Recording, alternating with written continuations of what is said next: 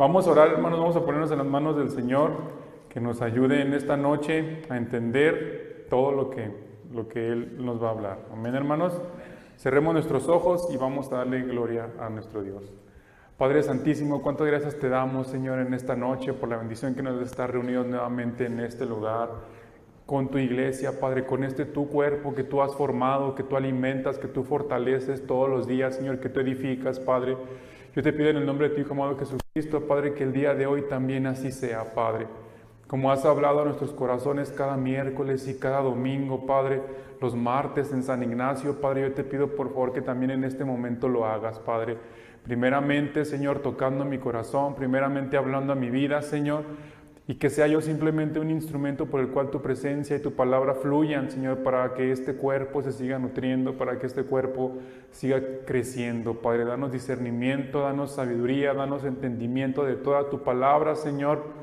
Padre, porque hay tantos misterios, Señor, que a veces simplemente, como no entendemos, los ignoramos, Padre, y seguimos adelante, Padre. Pero ayúdanos hoy, Señor, a entender esos misterios tan hermosos que guardan una palabra de tanta edificación, Padre, que la necesitamos hoy en día, Padre. Ayúdanos, Señor, háblanos, Señor, y también a todos nuestros hermanos que nos estén siguiendo, Padre, a través de una pantalla, de un celular, de una computadora, de una tablet, Señor. También que tu presencia se manifieste en sus vidas, donde sea que se encuentren, Señor, de norte a sur, Señor, de oriente a occidente, Padre, que tu presencia llene todos los lugares, Padre. Te lo pedimos, por favor, en el nombre de tu Hijo amado Jesucristo. Amén. Gloria a Dios, hermanos.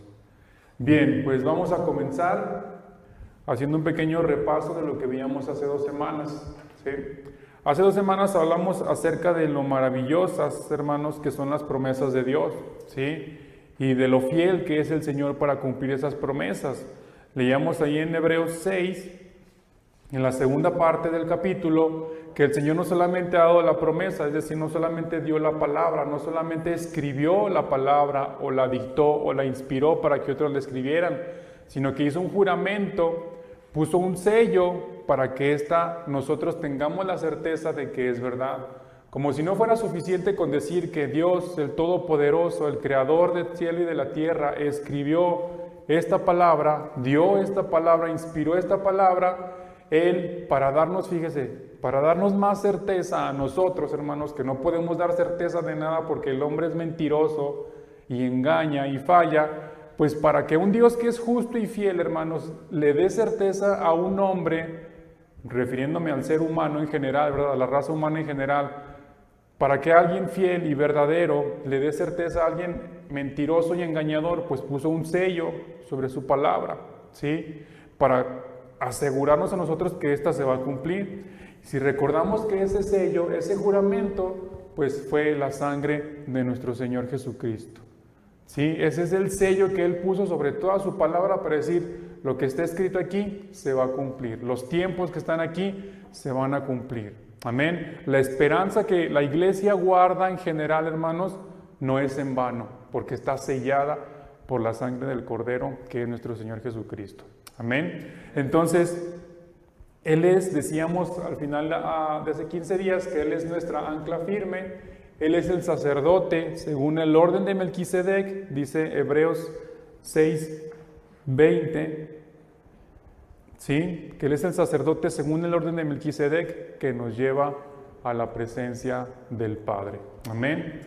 Entonces, ya habíamos hablado, hermanos, ya habíamos mencionado a Melquisedec en otros pasajes, y no solamente aquí al final del capítulo 6, sino también en el capítulo 5, también se menciona 2 veces el orden de Melquisedec.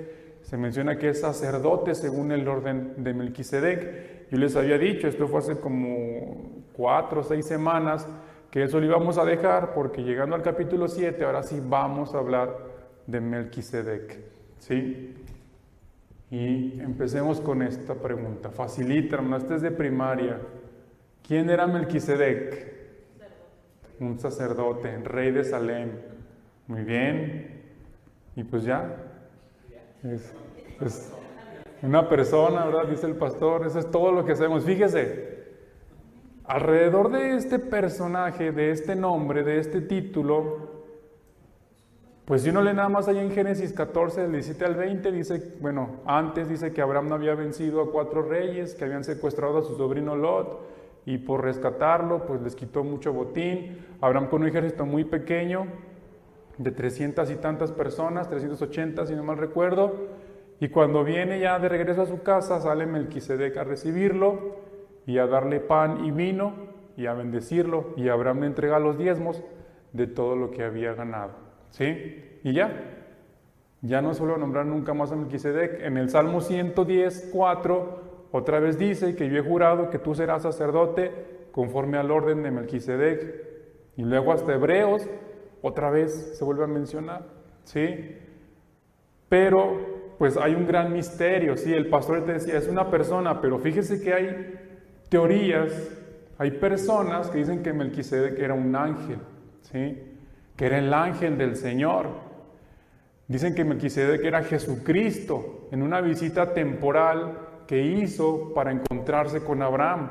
Hay personas que dicen que era un ser extraterrestre, supremamente inteligente, que gobernaba en esa zona del mundo. Salem es Jerusalén, ¿sí? Después fue llamada Jerusalén. Entonces, alrededor de él, como en la palabra hay aparentemente, sí, bueno, escrito explícitamente hay muy poca información de él.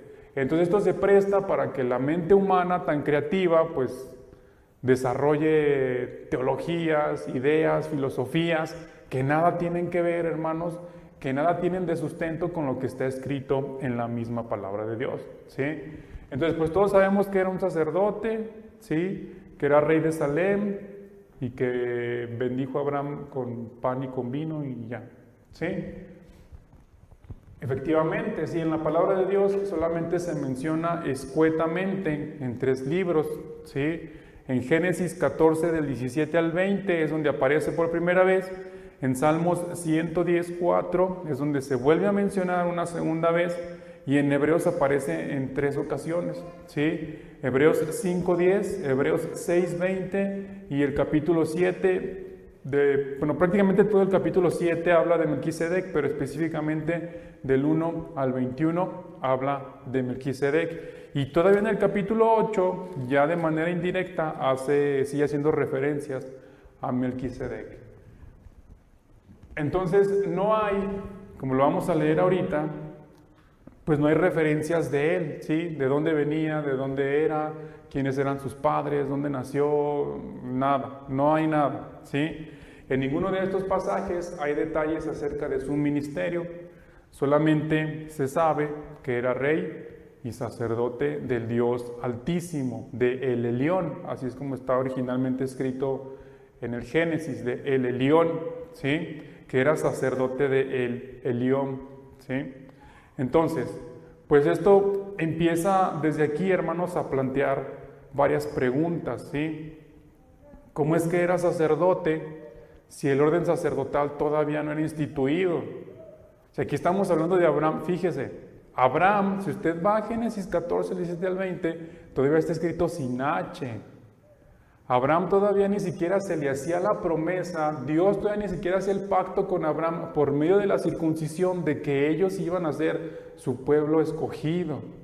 Abraham apenas estaba acercándose a Dios. Entonces, ni pensar en los 10 mandamientos, ni en Moisés, ni en el sacerdocio levítico, o en el ministerio levítico, o en el sacerdocio de Aarón. Entonces, ¿cómo es que él ya era sacerdote? Eso es lo que causa confusión, ¿sí?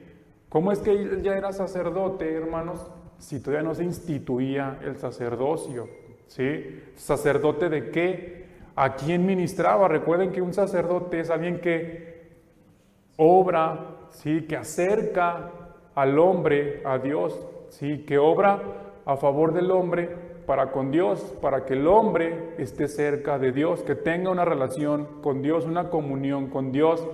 Entonces, si él vivía en una ciudad en la que simplemente dice que se llamaba Salem, ¿sí? En territorio cananeo, entonces ¿a qué hombres ministraba? ¿Qué ministraba? ¿Dónde estaba la presencia de Dios? había un lugar santo, había un lugar santísimo, había un altar donde se ofrecieran sacrificios. Y esto, hermanos, el decir que era sacerdote, no sé si ustedes se dan cuenta, pero involucra muchas cosas, involucra muchos aspectos, nos da más preguntas que respuestas. Genera más dudas que certezas el decir que era sacerdote. El decir que era rey, pues no hay problema, pues cualquiera era rey en esos tiempos, y cualquiera que tuviera un terreno y 2, 3 familias ahí a su servicio ya era rey. Pero el decir que era sacerdote del Dios Altísimo, no sé ustedes, pero a mí me generó muchas preguntas. ¿Cómo era sacerdote? ¿Qué ministraba? O sea, ¿qué fiestas o qué ritos, qué rituales, qué ceremonias llevaba a cabo él como sacerdote? Entonces, hoy lo vamos a ir viendo. Amén, hermanos. No se me espanten porque ya me están viendo otra vez con su cara de guardia. Entonces, vamos a ver qué dice el judaísmo de lo poco que hay acerca de Melquisedec. Según la mayoría de los sabios judíos, Melquisedec, en Génesis 14, 17 al 20, era Sem, el hijo de Noé. ¿Se acuerdan que Noé tuvo 3 hijos? Sem, Cam y Jafet, ¿sí? Cam, pues fue por el mal camino, ¿sí? Pero Sem y Jafet, pues más o menos le echaron ganas. Pues ese Sem, según el judaísmo, era Melquisedec, ¿sí? Porque esta creencia, hermanos, está basada en un libro apócrifo judío llamado el libro de Jaser o el libro de Yashar en judío, ¿sí? En hebreo, perdón. El cual, fíjense, este libro de Jaser está citado en la Biblia. Aparece aquí, los autores bíblicos lo leían, lo conocían, hermanos, ese libro, ¿sí? Mire, para que vean que no le miento, vamos allá a Josué 10:13, alguien que lo busque, por favor. Josué 10:13.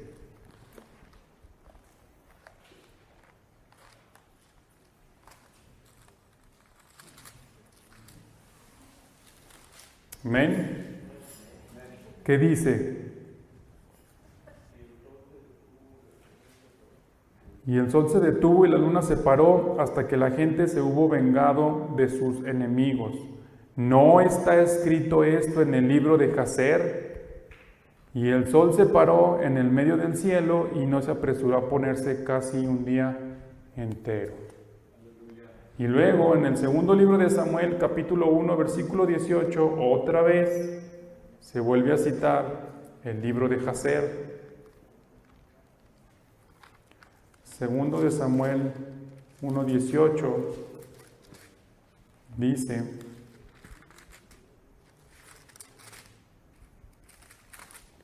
dice la palabra del Señor, y dijo que debía enseñarse a los hijos de Judá, he aquí está escrito en el libro de Jaser.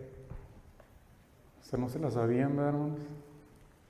¿Qué debía enseñarse? Bueno, aquí está hablando de cuando Saúl y Jonatán mueren, que David llora por ellos, ¿sí? Que los endecha, dice la palabra, es decir, les guarda luto, ¿sí? Entonces David dice que eso debía enseñarse a los judíos.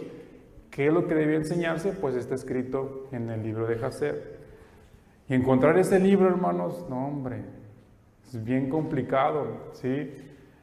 Es muy difícil encontrar este libro y es como un Génesis.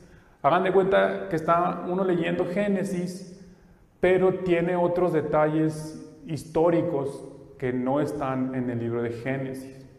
Ahora, ¿por qué es apócrifo?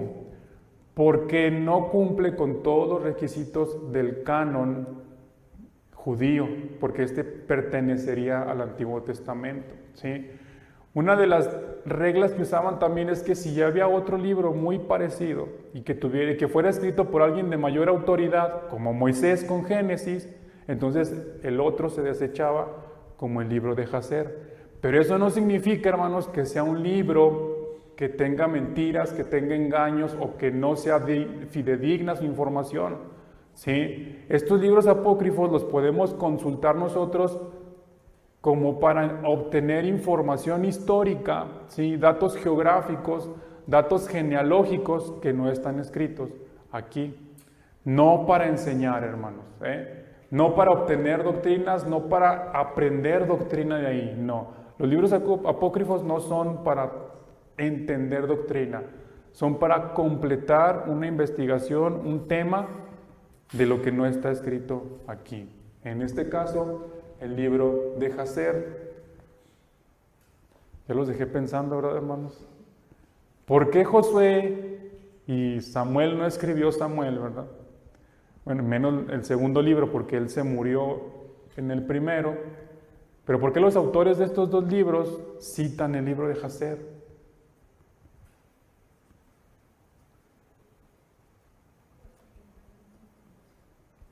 ¿Qué pasó ahí, hermano? Y eso no es nada, espérense.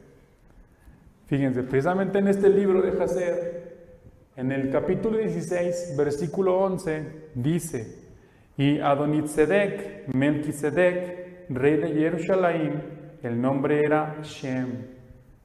O sea, ¿el nombre de quién? De Melquisedec, ¿sí? Salió con sus hombres para encontrarse con Abraham y su gente, con pan y vino, y ellos permanecieron juntos en el valle de Melech. Ahí se escribe Abraham en hebreo, hermanos, no crean que yo no sé escribir, bueno, así se escribe en hebreo, ¿sí? El libro de Jacer está escrito como las Biblias del lenguaje original, ¿sí? O sea, con las palabras en hebreo, no están modificadas, no están adaptadas al español, está escrito así. Por ejemplo, así como dice Adonitzedek, Melquisedec, rey de Jerusalén, ¿sí? Jerusalem, ¿sí? El nombre era Shem. O sea, el nombre de Melquisedec era Shem. ¿Cuál Shem? Pues el hijo de Noé. Ahora, no solamente en este libro, ¿verdad? Ya les he comentado en otras ocasiones, en los estudios que hemos tenido de Hebreos, que para la religión judía, la Torah escrita, ellos así lo mencionan, ¿sí? La Torah escrita, que es el Antiguo Testamento, el Tanaj, es igual de importante que la Torah oral, que la tradición oral, ¿sí? O sea, para los hebreos vale igual lo que está escrito que lo que no se pudo escribir, que lo que se ha pasado de boca en boca, de generación en generación, ¿sí? Porque ellos dicen, sus sabios dicen, no todo está escrito, no todo se pudo escribir. Entonces, lo que no se pudo escribir se pasó de boca en boca, ¿sí? De alguien que conoció a Moisés, de alguien que estuvo con Abraham, de alguien que anduvo con Isaac, con Jacob, con sus 12 hijos, que estuvo en la esclavitud de Egipto, y alguien que estuvo con Moisés y que no necesariamente escribió como el libro de Jacer, ¿sí? Todos esos comentarios, hermanos, toda esa tradición oral, después la escribieron en un libro, en un comentario bíblico que se llama el Talmud, ¿sí? En el Talmud están escritas todas las tradiciones orales de los judíos, y hay comentarios capítulo por capítulo, versículo por versículo, casi que palabra por palabra, de lo que Génesis 1:1 significa. De hecho, una parte, hermanos, por ejemplo, en la creación, según el Talmud, cuando Dios creó a Adán y a Eva, ellos dicen que la palabra original no es Adán, sino que son Adanes. O sea, que no creó solo a Adán y a Eva, sino que creó a muchos Adanes y a muchas Evas, según la tradición oral del judaísmo, ¿sí? Y esto, hermanos, no lo estamos exponiendo como burla, sino para que nosotros ampliemos nuestro conocimiento. Un comentarista bíblico que he escuchado últimamente dice: cuando leamos el Antiguo Testamento, sobre todo, tenemos que tener un judío antiguo en nuestra mente, pensar como un judío antiguo, porque para ellos fue escrita la Biblia, a ellos iba dirigido el Antiguo Testamento, ¿sí? Y eso nos va a ayudar a entender muchas cosas como esta, de que Melquisedec era Sem. O sea, ¿se dan cuenta de lo que dice aquí, hermanos? Sem, que sobrevivió al diluvio, ahí andaba todavía. ¿Cuántos años, hermanos, habían pasado? Y ahí estaba. ¿Sí? O sea, no sé si ustedes se dan cuenta de la magnitud de este comentario. No estamos hablando de que, ay, pues es que fue hace 10 años el diluvio. No, hermanos. Pasaron generaciones, generaciones y generaciones, hasta que Abraham naciera y creciera y fuera un adulto y fuera a pelear y todavía estaba Sem allí.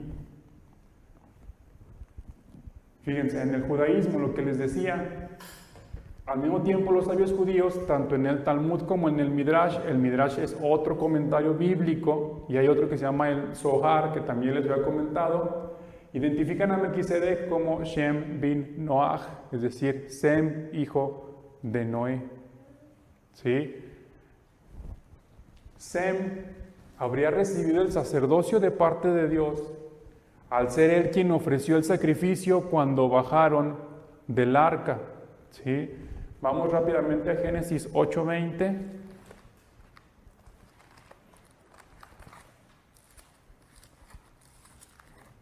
Bueno, está bien interesante esto, hermanos.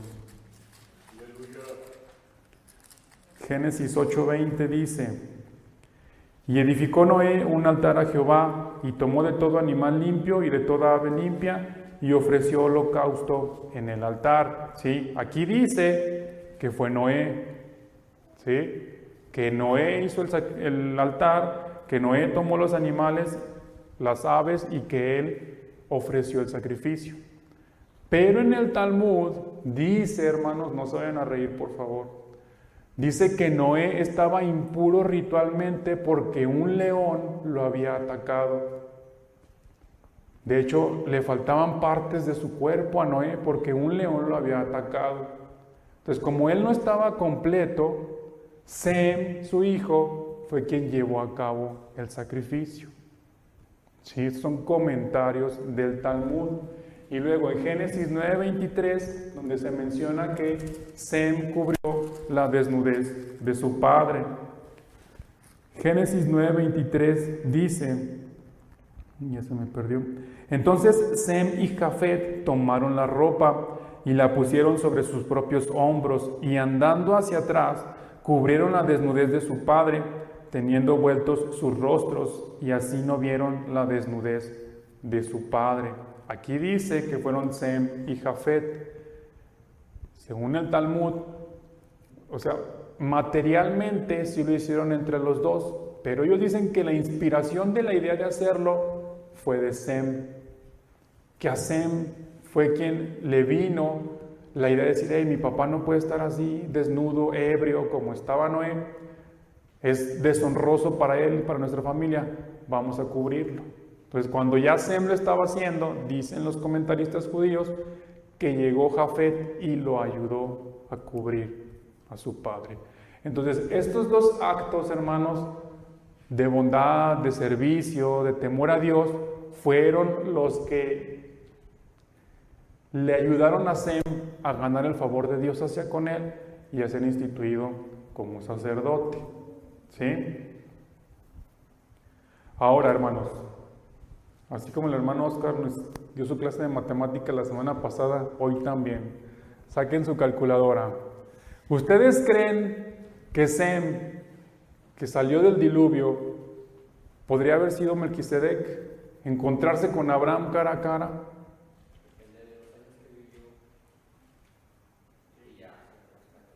A ver, vamos a ver las cuentas, hermanos.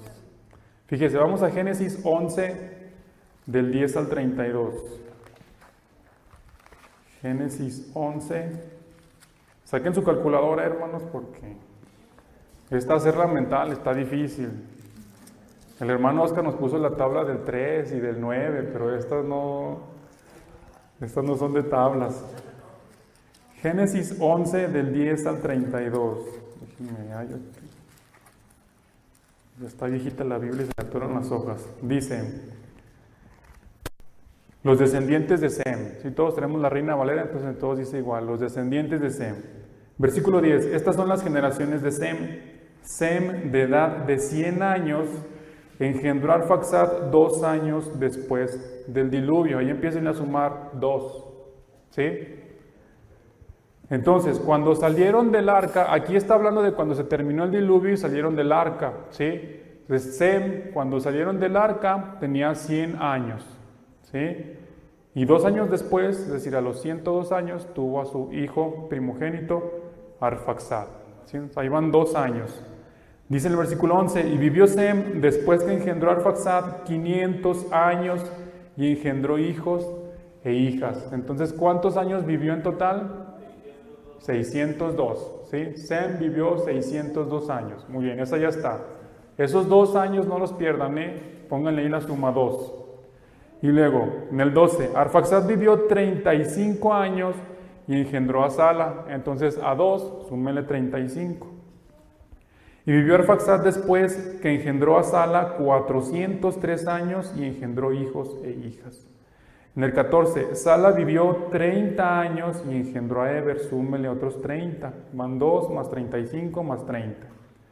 Y vivió Sala después de que engendró a Eber 403 años y engendró hijos e hijas.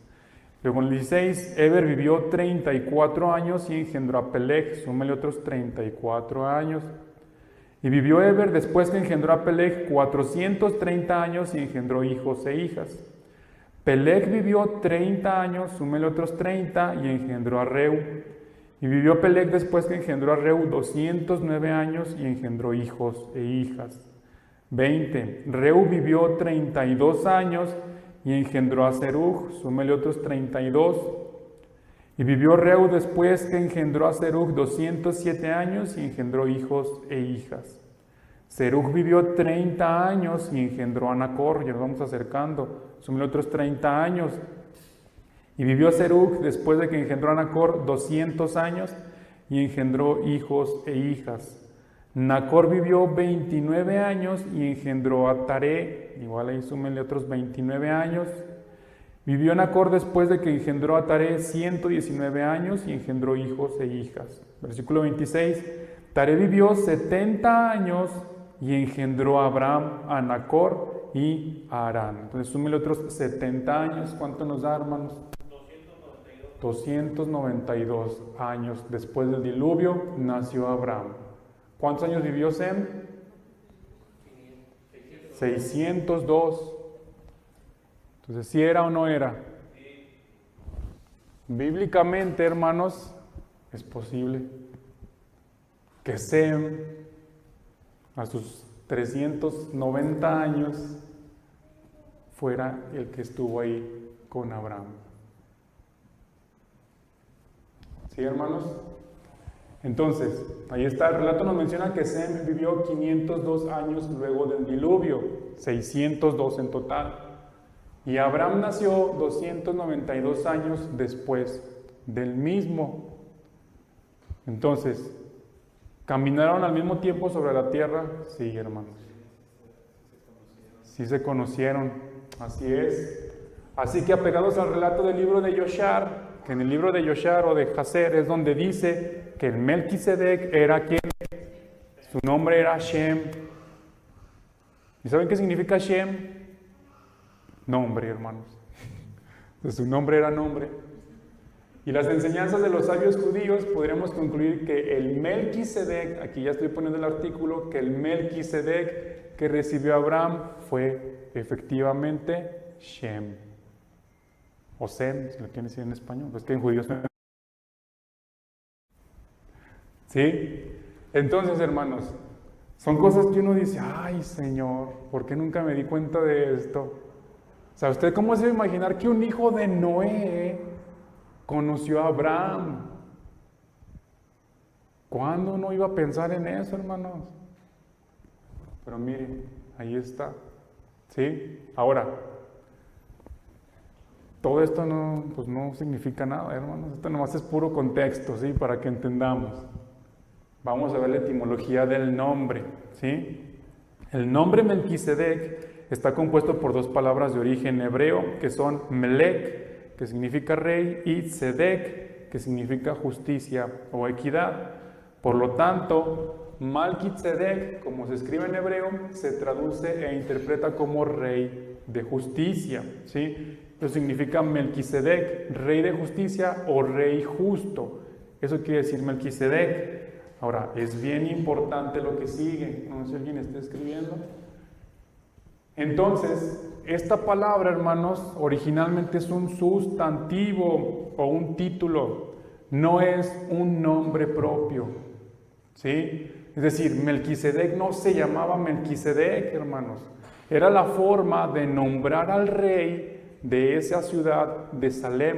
Cualquiera que heredara el título de rey de Salem, heredaba el título también de Melquisedec. ¿Sí? No era un nombre exclusivo para esta persona, ¿sí? No era un nombre que hoy en día se use como nombre o que nosotros lo entendamos como un nombre, es por falta de conocimiento o porque está chido para poner nombre, ¿verdad? Entonces, por lo tanto, cuando hablamos de Melquisedec no hablamos de alguien, sino de algo, porque es un título, hermanos, un título nobiliario. Es como decir Faraón. El Faraón que está en Éxodo no se llamaba Faraón, hermanos. Si alguien todavía cree que se llamaba Faraón, arrepiéntase, hermanos, porque ya viene Cristo, ¿sí? No se llamaba Faraón. Herodes no se llamaba Herodes, hermanos. Herodes era un título que se le daba a los reyes, era una dinastía. Entonces era Herodes Agripa, y que Herodes el Grande, y el Chico, y el Mediano, y que Herodes Arquelao, y ¿sabe cuántos Herodes hubo, hermanos? Pero Herodes no era una persona, era un título que se le daba a la persona que gobernaba. Esa persona tenía su nombre propio, pero aparte se le agregaba el Herodes, ¿sí? César no era un nombre, hermanos. Era un título: Julio César, Octavio César, Flavio César, Cayo César, César Augusto, ¿sí? Pero no se llamaban César. Imagínense, los romanos no tenían imaginación pues para poner nombres, todos se llamaban César. Juan César, ¿sí? Un plebeyo, hermano, no se podía llamar César. Ese nombre solamente estaba reservado para los emperadores del Imperio Romano. Nadie fuera de ese puesto se podía llamar César. Nadie fuera del rey de Galilea o Judea, dependiendo, se podía llamar Herodes. Entonces nadie fuera de Salem, que era donde gobernaba Shem y sus descendientes, se podía llamar Melquisedec. Amén. Entonces por eso, hermanos, la clase hoy se iba a llamar el Melquisedec. Sí, no Melquisedec, porque no es una persona, sino es un título, es el rey de justicia, el rey justo. Y no sé si el significado de la palabra ya le esté dando una idea de por qué Jesús es sacerdote según el orden de Melquisedec. Amén. Ya nos estamos entendiendo, fíjense, todo esto fue nada más para entender, ¿sí? Pero ahí la llevamos, hermanos, ya nomás faltan otras 10 diapositivas. Entonces ahora sí vamos a hablar del sacerdocio de Melquisedec. Ahora sí vamos a Hebreos, hermanos, apenas, ¿no? Por fin. Dice Hebreos 7, igual todos tenemos la Reina Valera, entonces dice el sacerdocio de Melquisedec, ¿verdad? Ahí en el título. Dice: porque este Melquisedec, rey de Salem, sacerdote del Dios Altísimo, que salió a recibir a Abraham, que volvía de la derrota de los reyes, o sea, de derrotar a los reyes, y no crean que Abraham había sido derrotado, ahí está mal adaptado, ¿verdad? Volvió de derrotar a los reyes y le bendijo, a quien asimismo dio a Abraham los diezmos de todo, cuyo nombre significa primeramente rey de justicia. Sí, Melquisedec significa rey de justicia y también rey de Salem. Rey de Salem, ahí dice, esto es rey de paz. Amén. Versículo 3, sin padre, sin madre, sin genealogía, que ni tiene principio de días ni fin de vida, sino hecho semejante al Hijo de Dios, permanece sacerdote para siempre. ¿Sí? ¿Por qué no tiene padre, ni madre, ni genealogía? Pues porque no es una persona, hermanos. Es un título, ¿sí? Es un servicio, es un ministerio, es una labor. Como el pastor no se llama pastor, no sé si usted sabía, no se llama pastor, ¿sí? Tiene un nombre. Pastor es su función, ¿sí? Israel Pastor Macías, ¿verdad? No. Así es, hermanos. Melquisedec, ¿por qué no tiene genealogía? Pues porque no es una persona, hermanos. porque no era una persona, ¿sí? Era una función que se tenía que hacer. Considerad pues cuán grande era este. Ahora, aquí, hermanos, ya no nos vamos a estar metiendo en que si era Sem o que no era Sem, en que si coincidieron o no coincidieron. Matemáticamente sí anduvieron al mismo tiempo sobre la faz de la tierra, ¿sí? Según el libro de Jacer, que está citado en otros libros de la Biblia, era Sem. Hermanos, pero eso es lo que menos nos interesa el día de hoy. ¿Sí? Estos solo son datos históricos para entender el contexto de Melquisedec. Dice, considerad pues cuán grande era este, se llamara como se llamara, ahí póngale el nombre que usted quiera, a quien aún Abraham el patriarca dio diezmos del botín.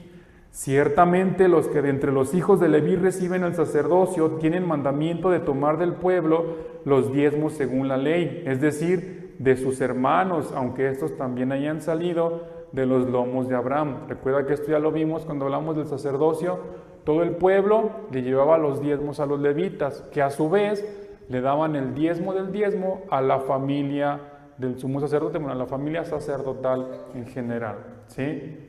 Pues aquí nos está diciendo, ¿cómo es que Abraham, el padre de los levitas, el padre de Aarón, no recibió diezmo, sino que lo dio?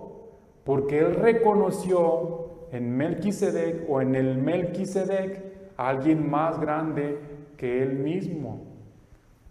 ¿Sí? Eso es lo que dice aquí.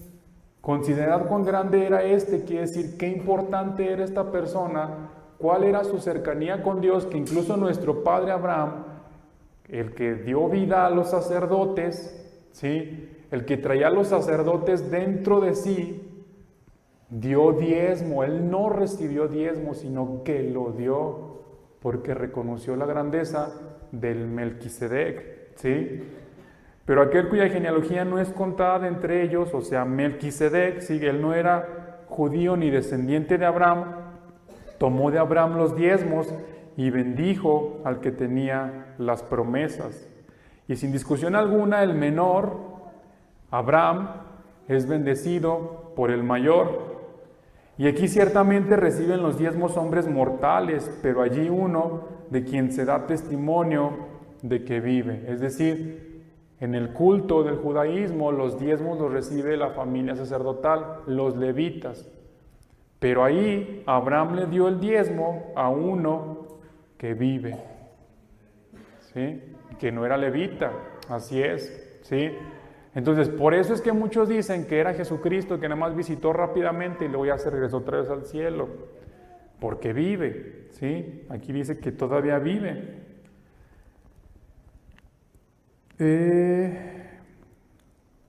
Versículo 9. Y por decirlo así, en Abraham pagó el diezmo también Leví. O sea, el que recibía los diezmos, al haber Abraham pagado el diezmo a Melquisedec, Leví también pagó diezmo, ¿sí? Porque aún estaba en los lomos de su padre cuando Melquisedec le salió al encuentro. Si pues la perfección fuera por el sacerdocio levítico, porque bajo él recibió el pueblo la ley, ¿qué necesidad habría aún de que se levantase otro sacerdote según el orden de Melquisedec y que no fuese llamado según el orden de Aarón? Porque cambiando el sacerdocio, necesario es que haya también cambio de ley. Y aquel de quien se dice esto es de otra tribu, de la cual nadie sirvió al altar. Está hablando de nuestro Señor Jesucristo. Porque manifiesto es que nuestro Señor vino de la tribu de Judá, de la cual nada habló Moisés tocante al sacerdocio. Bien, vamos a parar ahí la lectura. Vamos a hablar ahorita un poquito de la orden de Aarón, ¿sí? Del sacerdocio de Aarón, del que ya hablamos, ¿sí? Del que ya repasamos. Entonces aquí nos habla que esta orden, este sacerdocio, está sujeto a leyes carnales, es decir, a una genealogía. Es decir, tú no podías ser sacerdote si no descendías de cierta familia. Primero tenías que haber nacido dentro de la tribu de Leví. Y luego dentro de la tribu de Leví, de la familia de Aarón y sus hijos. Y el sumo sacerdote del hijo mayor. Sí, que después fue cambiado, pero así fue como originalmente fue establecido. Entonces, si eres de la tribu de Leví y de la familia de Aarón, serás constituido sacerdote a pesar de ti mismo. ¿Qué quiere decir esto? Pues aunque no quisieran, hermanos, nacieron en la familia de Aarón, son sacerdotes. Oye, que yo quiero ser granjero, quiero tener mis vaquitas. Eres sacerdote. Yo quiero ser pintor, quiero ser escultor. Eres sacerdote. Yo quiero tener allá mi campo de trigo, de almendras, de granadas. Eres sacerdote. Entonces, ¿qué provocaba eso, hermanos? Esto llevó a tener un sacerdocio corrupto, ¿sí? Porque también así como había quienes seguramente querían hacer otra cosa, también había quienes decían, yo soy el hijo de Aarón, yo soy el descendiente de Aarón, y como la Biblia dice que me debes dar honra y preferencia sobre todos los demás, trátame así, con mayor dignidad que a cualquier persona. Entonces esto los llenaba de orgullo, de soberbia. Obviamente se practicaba el pecado, hermanos. Había indiferencia hacia el culto, ¿sí? Hacia la presencia de Dios, hacia el servicio de Dios. Había muerte, hermanos, porque el pecado, el orgullo, la vanidad de los sacerdotes provocaba su muerte. ¿Sí? Como dice en Hebreos 7:18, era un sacerdocio débil e ineficaz. ¿Por qué? Porque nosotros, hermanos, lo que les decía al inicio, nosotros somos débiles y somos ineficaces para cumplir las tareas que el Señor nos ha encomendado. Amén. Y nosotros también nos vemos reflejados aquí. Fíjese, lo que debía ser un honor para ellos, nacer en la familia de Aarón, para ser sacerdotes, para muchos, hermanos, pero muchos, era una carga. Era un lastre con el que no querían vivir. Imagínense, de todos los millones que había en el pueblo de Dios, ¿sí? Solamente unos pocos podían entrar al tabernáculo, al lugar santo. Pero eran contados, hermanos, los que podían entrar ahí, los que podían tocar los panes, los que podían encender el candelabro, los que podían ofrecer los sacrificios, el incienso, hermanos, llevar los holocaustos delante de la presencia de Dios. Eran contados. Y para muchos, en lugar de que eso fuera una bendición y un honor, era una carga, hermanos. Era algo que les pesaba y que no querían hacer. Entonces se volvían corruptos, se volvían indiferentes, lo hacían porque no podían hacer otra cosa, hermanos. Estaban consagrados por haber nacido en esa familia y no podían hacer otra cosa, no tenían alternativas. Y a veces como cristianos así somos, hermanos. Nosotros tenemos no nada más el lugar santo, sino el lugar santísimo, la presencia de Dios abierta para nosotros, y somos indiferentes a esa presencia, hermanos. Nos pesa vivir nuestro cristianismo, no nos gusta, no queremos, hermanos. Cuando la cosa está difícil, cuando nuestros sueños se interponen, hermanos, hasta queremos renunciar a ser cristianos, a ser llamados hijos de Dios. ¿Por qué? Porque lo que el Señor quiere, el plan que Él tiene para mí, decía el pastor el domingo, somos saetas. Pues cuando el arquero lanza la saeta va derecho, no va así, subiendo y bajando y haciendo curvas. O sea, a donde la manda el arquero, ahí va la saeta. Y a veces parece que nosotros somos saetas con mente propia, hermano, así como en las caricaturas, ¿verdad? Que hasta se van todas guangas y así para acá y curva y para un lado y suben y bajan y se regresan unas, ¿verdad? Peor. Entonces, así como los sacerdotes renegaban algunos, ¿sí?, de su misión, nosotros como cristianos, pensemos, hermanos, hemos renegado. Fíjense, ellos tenían que nacer en una familia privilegiada para entrar a la presencia de Dios. Nosotros no, hermanos. Tenemos la presencia de Dios abierta para nosotros, disponible siempre, hermanos. Y renegamos, hermanos. Y nos cansamos y nos rebelamos. Y ya mejor ahí le dejo. Ya que ya el pastor nos lo dejó claro el domingo, creo, hermanos. Entonces, ¿somos así como estos sacerdotes, hermanos? O sea, ¿qué falló ahí? ¿Por qué era débil e ineficaz el sacerdocio? Por los hombres débiles e ineficaces que lo ejercían. Por eso era débil e ineficaz, hermanos.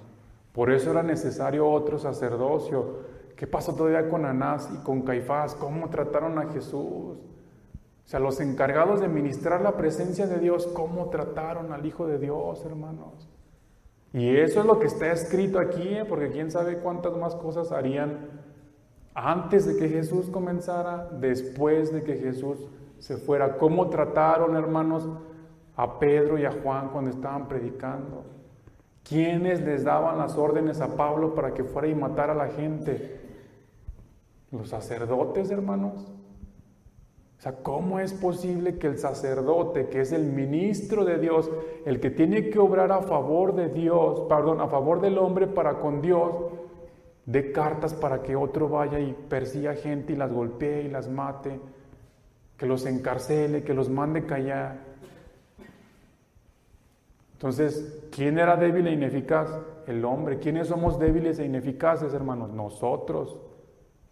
Somos débiles, hermanos, somos ineficaces. Cualquier piedrita en el zapato ya nos hace explotar o llorar, ¿sí? O dejarnos caer, o regresarnos, hermanos, ¿sí? Entonces, fíjense, vamos tantito ahí a Hebreos 7:18, dice la palabra del Señor: queda pues abrogado el mandamiento anterior a causa de su debilidad e ineficacia. ¿Cuál mandamiento anterior? El de la orden de Aarón, el del sacerdocio de Aarón. No era eficaz, hermanos. Era corrupto, era pecaminoso. Ya les puse algunos ejemplos. ¿Qué hacían los hijos de Elí, hermanos, en el templo? Los sacerdotes, ¿qué hacían? Amén, hermanos. Entonces, aquí uno piensa, bueno, entonces el Señor se equivocó en escoger a Aarón. ¿Debió escoger a otro en lugar de Aarón? No, hermanos. A quien hubiera escogido, hubiera sido exactamente lo mismo. Hubiera pasado exactamente igual. La gente judía, el pueblo de Israel se corrompió espiritualmente porque el sacerdocio se corrompió primero. Dieron entrada en su corazón a cosas que no debían de estar ahí. Empezaron a ver la ganancia, empezaron a ver el interés personal, empezaron a ver que a uno le iba mejor que al otro, se llenaron de envidia, de orgullo, de celos, y se acabó la orden de Aarón, hermanos. Amén. Por eso dice la palabra que era necesario un nuevo sacerdocio. Si en el versículo 15 dice: y esto es aún más manifiesto si a semejanza de Melquisedec se levanta un sacerdote distinto, no constituido conforme a la ley del mandamiento acerca de la descendencia, sino según el poder de una vida indestructible, pues se da testimonio de él: tú eres sacerdote para siempre, según el orden de Melquisedec. Entonces, hermanos, volvemos a una pregunta que hice hace rato.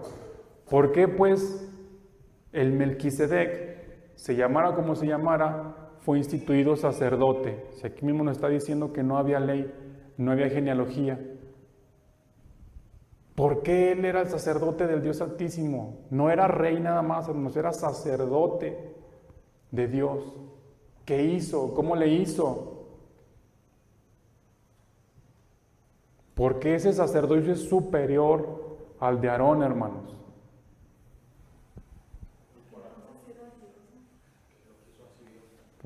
¿Pero por qué lo quiso así Dios? Porque vio el corazón de Sem. O sea, ¿cómo se lo ganó, hermanos? Fíjense. Ustedes, cuando vean un nombre bíblico, hermanos, siempre piensen que tiene un significado, ¿sí? Que fue puesto con un propósito.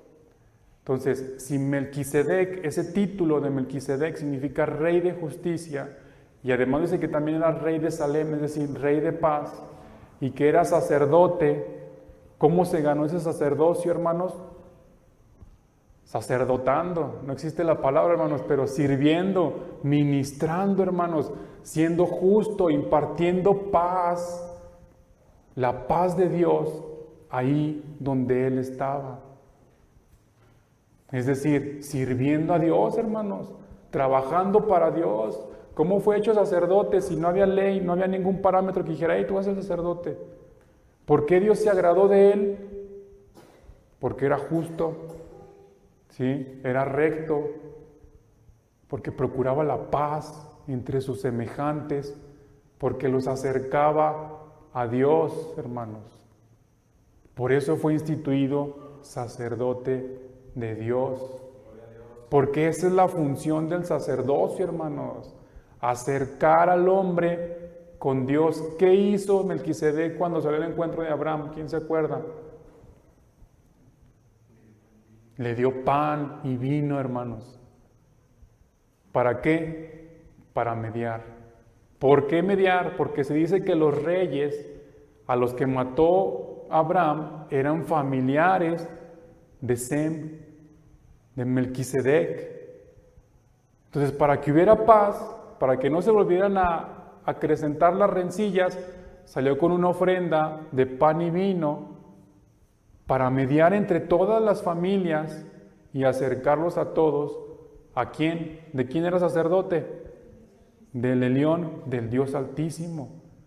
Entonces, ahí está la función del sacerdocio, hermanos. El pan y el vino son la ofrenda de paz que nuestro Señor Jesucristo en su sangre y su cuerpo llevó también delante del Padre. O sea, Melquisedec puede haber dicho: yo sé que se merecen la muerte todos estos por haber secuestrado a tu sobrino. Y se merecen más de lo que te hicieron, pero mira, Dios quiere que haya paz. Perdónalos. Entonces Abraham reconoció que Melquisedec, se llamara como se llamara, era un sacerdote de Dios y lo honró. Sintió la presencia de Dios, vio la presencia de Dios en la vida de este sacerdote, hermanos, y lo honró. Por eso Jesucristo es sacerdote según el orden de Melquisedec y vive para siempre, porque lo que hizo Jesús, hermanos, entregando el pan y el vino en sí mismo, no hay nada que lo pueda abrogar, es decir, no hay nada que lo pueda cancelar ni clausurar.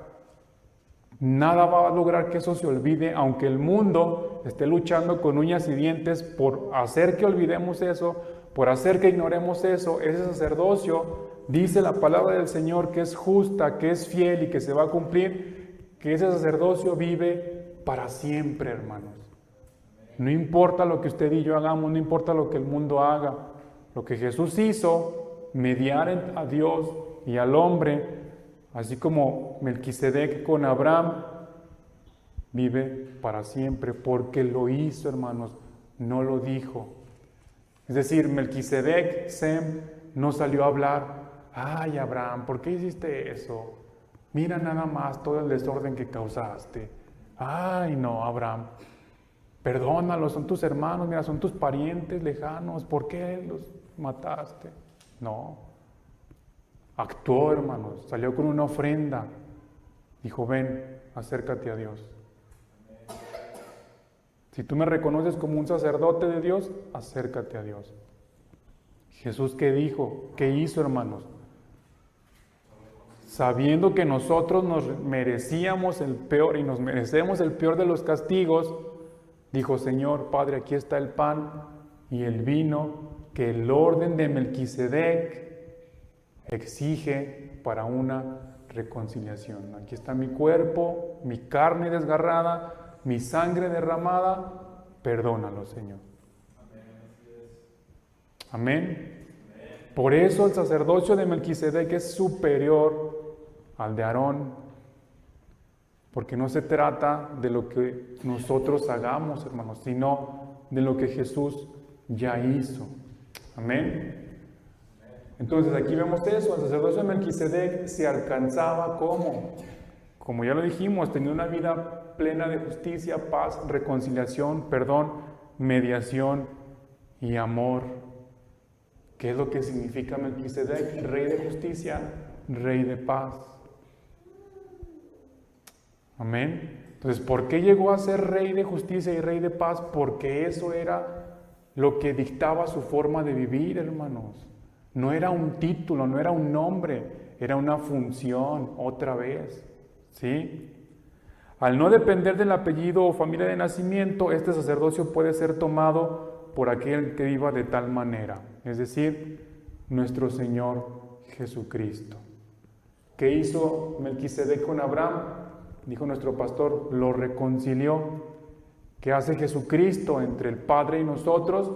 Nos reconcilia, hermanos, nos acerca, y por eso solamente Él pudo tomar ese sacerdocio de Melquisedec, porque solamente Jesús vino a traer justicia, a traer paz, a traer amor, a traer la presencia de Dios, a reconciliarnos, a ser un mediador, a ser nuestro abogado para con el Padre. Amén, hermanos. Este sacerdocio es eterno por medio del sacrificio de Cristo. Amén. Ahí está el pan y el vino, hermanos. Y cada vez, aquí está la importancia de por qué celebramos la cena del Señor, hermanos. Aquí está. Porque nos estamos acordando de que tenemos allá arriba un mediador que ya nos acercó con el Padre. Que ya quebraron sus huesos, que ya desgarraron su carne, que ya derramó su sangre, para que nosotros estemos en paz con el Padre. Jesucristo es nuestro Rey de justicia, es nuestro Rey de paz. Amén, hermanos. Entonces, Abraham reconoció a Melquisedec, o en Melquisedec, al siervo del Dios Altísimo, que lo podría acercar a él, y lo honró. ¿Sí? Nosotros, pues, hermanos, sigamos su ejemplo. Reconozcamos a nuestro mediador y rindamos nuestra vida a sus pies, hermanos. Amén. No hay más que decir, hermanos. O sea, si Abraham, sin tener estudios bíblicos, hermanos, reconoció quién era aquel que salía a su encuentro y lo que estaba haciendo con la ofrenda de vino y pan, o de pan y vino, nosotros que tenemos tanto entendimiento de la palabra, hermanos, que nos brota por las orejas la revelación de la Biblia, hermanos, ¿por qué no reconocemos a Jesucristo como nuestro mediador? ¿Qué queremos, hermanos? ¿Qué necesitamos? La ofrenda ya se dio, hermanos. Él se ofreció en supremo sacrificio. ¿Qué queremos, hermanos? ¿Por qué no lo honramos? ¿Por qué no nos rendimos a sus pies? ¿Por qué no le entregamos nuestra vida, nuestras cargas, nuestros miedos, nuestras aflicciones, nuestras angustias? Amén. ¿Por qué no lo hacemos, hermanos? ¿Sí? Mira, vamos a seguir leyendo y en el versículo 19 dice: pues nada perfeccionó la ley, hablando del sacerdocio de Aarón, ¿sí? Y de la introducción de una mejor esperanza por la cual nos acercamos a Dios. Y esto no fue dado sin juramento. Es decir, el sacerdocio de Melquisedec, de nuestro Señor Jesucristo, no es un invento de la iglesia nueva, ¿sí? Sino que el Padre, en el Salmo 110, versículo 4, juró el Señor y no se arrepentirá: tú eres sacerdote para siempre, según el orden de Melquisedec. Por tanto, Jesús es hecho fiador de un mejor pacto. Y los otros sacerdotes llegaron a ser muchos, debido a que por la muerte no podían continuar. Amén. Mas este, por cuanto permanece para siempre, tiene un sacerdocio inmutable, por lo cual puede también salvar perpetuamente a los que por él se acercan a Dios, viviendo siempre para interceder por ellos. Porque tal sumo sacerdote nos convenía, fíjense, santo, inocente, sin mancha, apartado de los pecadores y hecho más sublime que los cielos, que no tiene necesidad cada día, como aquellos sumos sacerdotes, de ofrecer primero sacrificios por sus propios pecados y luego por los del pueblo, porque esto lo hizo una vez para siempre, ofreciéndose a sí mismo. Porque la ley constituye sumos sacerdotes a débiles hombres, pero la palabra del juramento, posterior a la ley, al Hijo, hecho perfecto para siempre. Amén, hermanos. Ya lo habíamos dicho, hermanos, ¿por qué el sacerdocio de Jesús es superior al de la familia de Aarón? Por esto, porque Él no tiene que estar limpiándose cada vez, porque Él se ofreció a sí mismo, porque Él vivió lo que Él enseñaba, lo vivía, hermanos. Nos dio el ejemplo, murió por nosotros, hermanos. Entonces tenemos ya este sumo sacerdote, hermanos, según el orden de Melquisedec. ¿Por qué? Porque es rey de justicia, porque es rey de paz para nosotros. Amén, hermanos.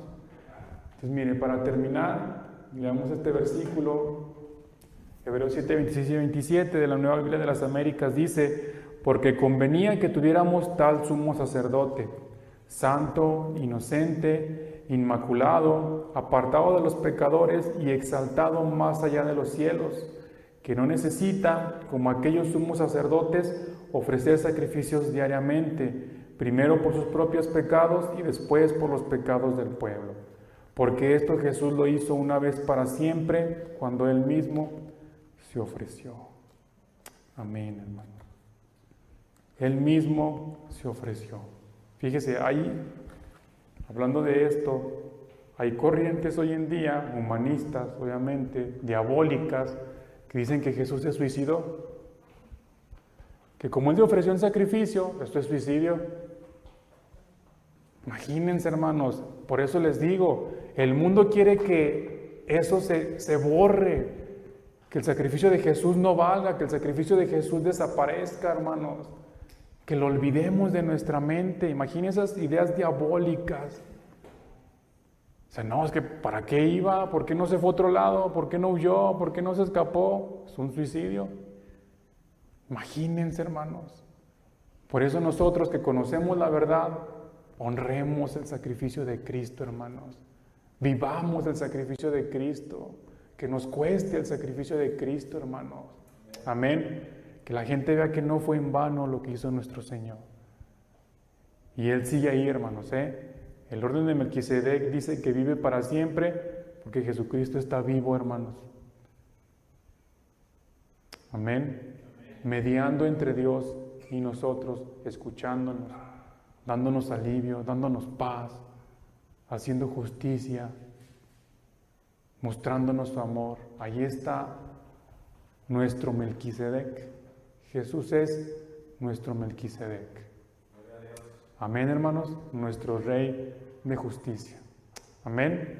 Gloria a Dios, hermanos. ¿Ya ve que no estaba tan difícil? Vamos a ponernos de pie, hermanos. Vamos a darle gracias al Señor por esta hermosa palabra.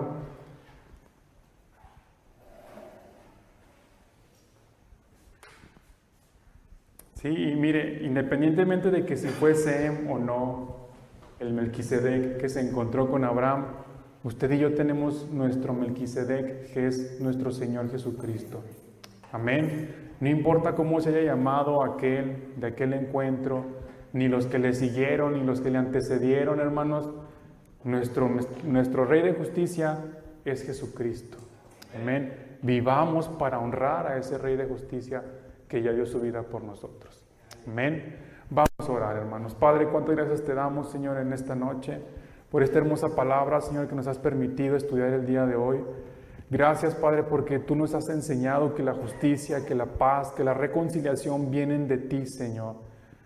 Que no son inventos de este siglo, que no son ideas de este mundo ni de ningún hombre, Padre, sino que tú aún, Señor, desde antes de hacer un pacto, Señor, con tu pueblo, ya nos mostrabas, Señor, la forma en la que la paz, la justicia, la mediación, el acercamiento, la reconciliación contigo, Padre, tenían que ser hechas, Padre. Gracias por ese pan y ese vino que tu Hijo entregó en la cruz, Señor, que derramó en la cruz, Padre. Porque aún sin merecerlo, Padre, Él dijo, Señor, perdónalos. Él dijo, Señor, yo entrego mi vida por ellos, para que haya paz entre Dios y los hombres. En el nombre de Jesús, Padre, ayúdanos, Señor, a honrar este sacrificio, a honrar esta ofrenda, Padre, suprema, Señor, a honrar el nombre de tu Hijo, Señor. Padre, perdónanos, Padre, si hasta ahora, Padre, lo hemos sacrificado una y otra vez por infieles, Señor, por débiles, por ineficaces, Señor. Perdónanos si nosotros hemos provocado, Señor, que tu palabra caiga en tierra seca, en tierra estéril, Padre, siendo que es tan hermosa, Padre, que nos nutre tanto, Padre, que nos da vida, Señor, que refresca nuestros corazones, Padre. Perdónanos, Señor, si no la hemos tomado, Padre. Perdónanos si hemos seguido, Padre, si preferimos el camino amplio y espacioso, Señor, fácil de transitar, Señor, al camino angosto que nos lleva, que nos conduce hacia ti, Padre. Perdónanos, Señor, si hemos huido de entrar por esa puerta estrecha, Señor. Si hemos sido unas atletas rebeldes, desobedientes, Señor. Perdónanos, Padre. Y Señor Jesucristo, por favor, abre nuestro entendimiento para que esta ofrenda de paz que tú diste sea valorada en nuestras vidas. En el nombre de Jesús, Señor, lo necesitamos, Padre. Lo necesitamos, Padre. Necesitamos esa paz, Señor. Necesitamos esa justicia, Padre, porque a nuestro alrededor hay tanta maldad, Señor. Y hay tanta necesidad también de paz, Señor, entre la gente, Padre. Hay tantos corazones, Señor, ansiosos, Padre, depresivos, Señor, que necesitan a ese Rey de paz. Hay tantos corazones afligidos que necesitan conocer a ese Rey de justicia. Señor, y como nos enseñabas el domingo, ¿y nosotros dónde estamos, Padre? ¿Nosotros qué estamos haciendo, Señor? Renegando, Padre, de ti, Señor. Perdónanos, Padre, no somos ni siquiera dignos de dirigirte la palabra, Señor. Pero por el sacrificio de tu Hijo, yo sé que tú nos escuchas y nos amas, Señor. Sé que tienes misericordia de nosotros, Padre, y nos ayudas, Padre Santo. Gracias te damos, Señor. Te pido, por favor, que esta palabra, Señor, caiga en tierra fértil, Señor, y que sea de bendición, que sea de crecimiento, Señor, espiritual para nuestras vidas. En el nombre de Jesús, Padre, gracias te damos, Señor Jesucristo. Gracias, Padre eterno. Gracias, Dios Altísimo. Amén, Señor. Amén. En el nombre de Jesús. Señor los bendiga, hermanos. Se divulgará nuestro pastor para terminar el servicio de hoy.